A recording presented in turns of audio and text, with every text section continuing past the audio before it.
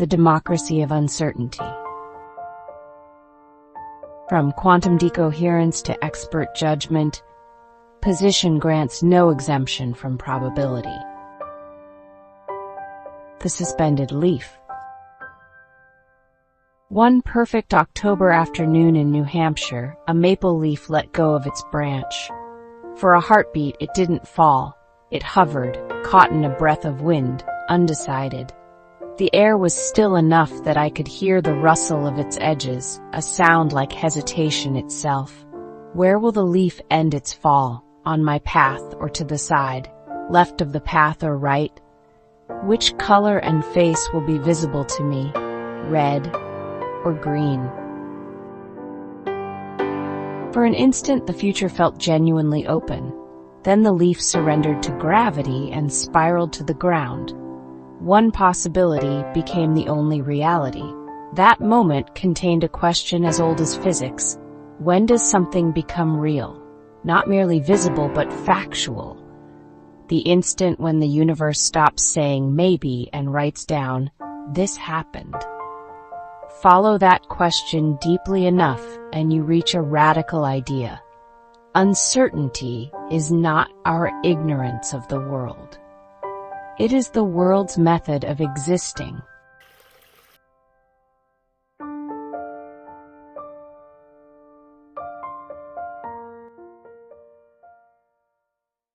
The quantum dilemma. In daily life, real feels simple. A coin lands heads or tails. A leaf is either on the branch or on the ground. But quantum mechanics insists that at the smallest scale, the world resists such definiteness. A particle can exist in superposition, many possible states at once, each weighted by probability. The universe itself behaves like that hovering leaf, poised between options, reluctant to commit. This isn't poetic license, but experimental fact.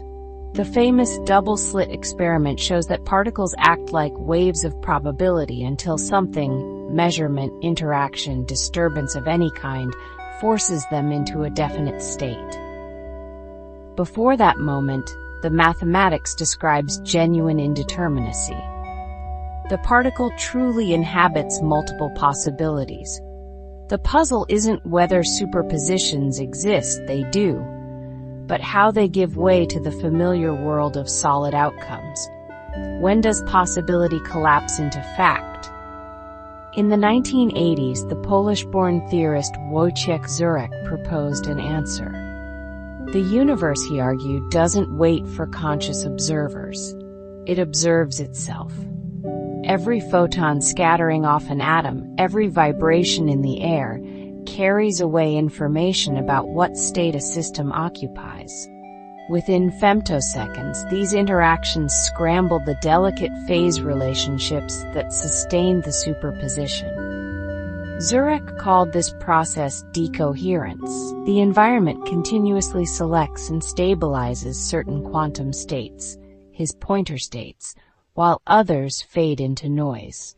These pointer states are the quantum configurations robust enough to survive environmental interaction without getting scrambled. Think of them as the fittest states in a natural selection among quantum possibilities. But survival isn't enough. The winning states must also reproduce. Photons scatter off the system, each carrying identical information about its state. Air molecules bump into it, each becoming a tiny record. Soon, many parts of the environment independently agree on what happened. This redundancy, what Zurek called quantum Darwinism, is what makes the outcome objective rather than observer-dependent. Reality, then, is not decreed by any privileged observer. It is negotiated through interaction. Every photon, every collision is a vote cast into what becomes definite. The universe keeps its own records.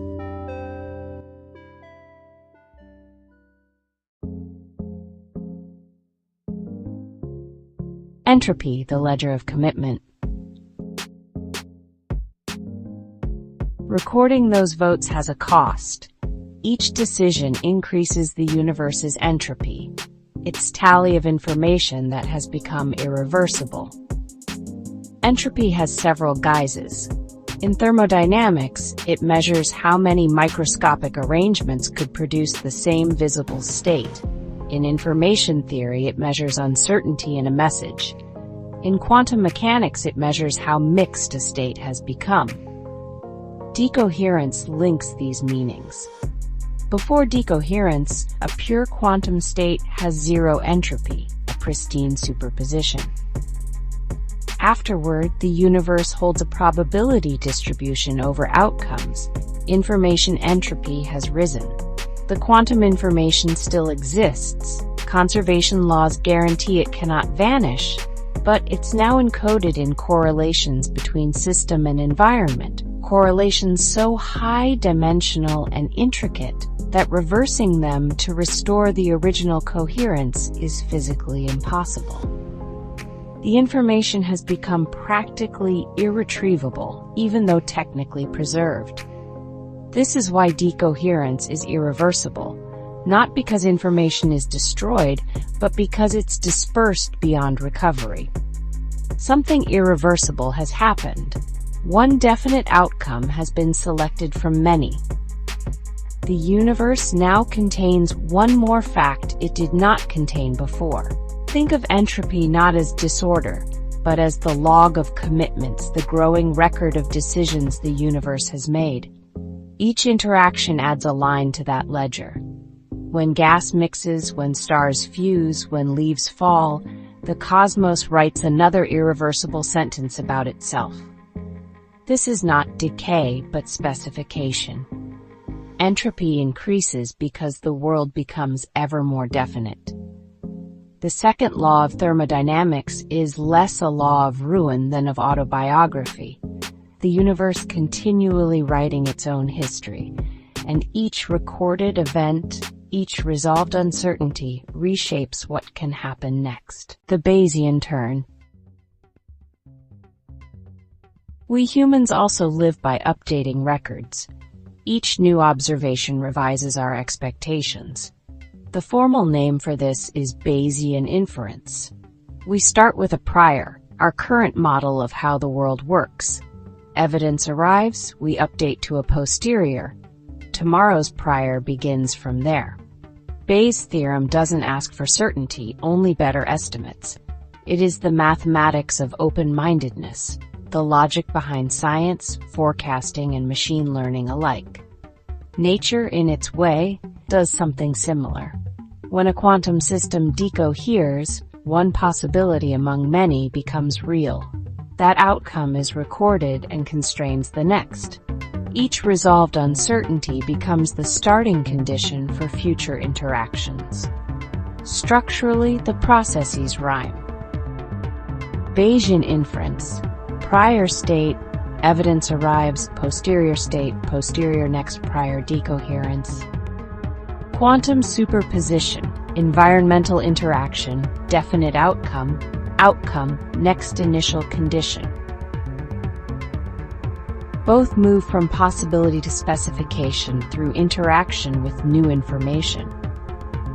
I'm not claiming the universe is conscious or that these are literally the same process. That would confuse epistemology, how we know, with ontology, how things are. What I am suggesting is a deep structural parallel. Both move from indeterminacy to specification through interaction with information, where each outcome constrains what follows. Whether this parallel reflects mathematical isomorphism or productive metaphor remains debated, but it's striking enough to illuminate both physics and cognition. And in that architecture lies the essay's central claim. In probabilistic updating, position grants no exemption. The democracy of uncertainty. Bayesian logic is egalitarian. If two people begin with the same evidence and priors, they must reach the same conclusion. Credentials don't change the theorem. Expertise affects priors, not the rules of reasoning. quantum mechanics shows the same indifference. Decoherence doesn't require consciousness or sophistication. A dust mote in sunlight, a photon in space, an unmanned probe, all serve equally as environment. The physics of interaction treats every participant the same. This is the democracy of uncertainty. Whether particle or person, we are bound by the same rule. We can update only from the information available through interaction. No status exempts us from probability. That principle extends to human expertise. For decades, research has shown that expert judgment, though informed, is often less reliable than statistical or algorithmic prediction in uncertain domains. Paul Meehl's 1954 review found that simple actuarial models consistently outperformed clinicians and admissions committees. Later studies by Colin Kammerer, Eric Johnson, and others found the pattern everywhere. Experienced radiologists performed no better than medical students at detecting certain lesions. Clinical psychology graduates predicted treatment outcomes as accurately as seasoned professionals. Stockbrokers couldn't beat trend-following algorithms in chaotic markets. More recently, Bo Cowgill at Columbia showed that machine learning models could filter out the noise and bias even expert judgment couldn't escape. This doesn't make expertise useless. Experts design better processes, choose relevant variables, and explain results. But they cannot transcend the probabilistic limits of noisy systems. Knowledge improves priors. It cannot abolish uncertainty. The parallel to physics is exact. The universe doesn't privilege conscious observers when collapsing quantum states, and reality doesn't privilege expert predictors when collapsing probabilistic forecasts. Both operate within the same constraints. Good reasoning, like good measurement, refines the odds without guaranteeing outcomes. The cosmos, the scientist, and the forecaster all participate in the same moral geometry of inference. Update honestly, admit uncertainty, they proceed anyway. Philip Tetlock's long-running prediction tournaments underscore the lesson. The best forecasters are not visionaries but disciplined updaters, aggregating evidence, revising quickly, staying humble about what they cannot know. They succeed by cooperating with uncertainty rather than denying it. Returning to the leaf. I think back to that maple leaf suspended in autumn air. For a moment it was many things at once, part of tree, wind, and earth to come. Then the air shifted. Invisible eddies served as measurement, selecting one trajectory over countless others. The leaf tumbled left, not right, and the universe wrote down the choice, one more entry in the entropy of commitment. We live inside that same negotiation. Every second, quantum systems throughout our bodies and beyond are collapsing from potential into fact. Trillions of interactions per heartbeat. Each is a tiny vote cast into reality's unfolding record. And we, reasoning creatures, mirror the process. We forecast, revise, and learn, knowing that even perfect reasoning can't pierce probability's veil. From subatomic events to human judgment, the same story unfolds. Possibility becoming actuality, probability becoming history. This understanding should humble us. Nobody, not experts, not algorithms, not conscious observers, gets exempted from the probabilistic fabric of existence. The universe does not demand perfection, it demands honest updating. The coin lands. The bit is written. One more line joins the cosmic ledger. And we, briefly awake inside this self-recording universe, glimpse what it means for uncertainty to be democratic. That everything which exists, from the smallest particle to the most reflective mind, participates in the same ongoing act of becoming real.